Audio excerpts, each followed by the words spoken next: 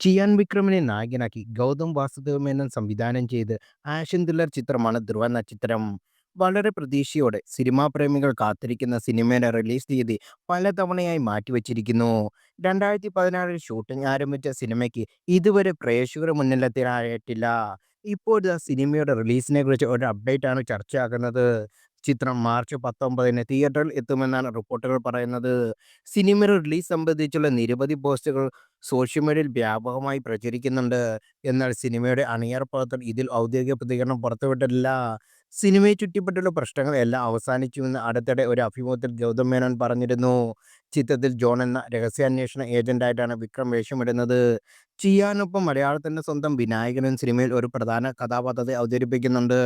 ഋതു Varma, Simran, R Parthiban, Vinayakan, Radhika Sarathkumar, ദിവ്യദർശിനി, മുന്ന Simon, Satheesh Krishnan, വഞ്ചി കൃഷ്ണ, സലീം ബൈഗ് എന്നിവരടങ്ങുന്ന വമ്പൻ താരനിരയാണ് വിക്രമത്തിനോടൊപ്പം ധ്രുവ നക്ഷത്രത്തെ വേഷമിടുന്നത്. അതേസമയം മമ്മൂട്ടിയെ നായകനാക്കി ഗൗതം മേനോൻ ഒരുക്കിയ Dominic and the ladies boys ഒരു കഴിഞ്ഞ വർഷമാണ് പുറത്തിറങ്ങിയത്. സമ്മിശ്ര പ്രതികരണം നേടിയ സിനിമയ്ക്ക് തിയേറ്ററിൽ വിജയിക്കാനായില്ല. എന്നാൽ ചിത്രത്തിന് OTTയിൽ വലിയ സ്വീകാര്യതയാണ് ലഭിച്ചത്. സിനിമ കോമഡി ത്രില്ലർ ജോണിലായിരുന്നു കഥ പറഞ്ഞതും.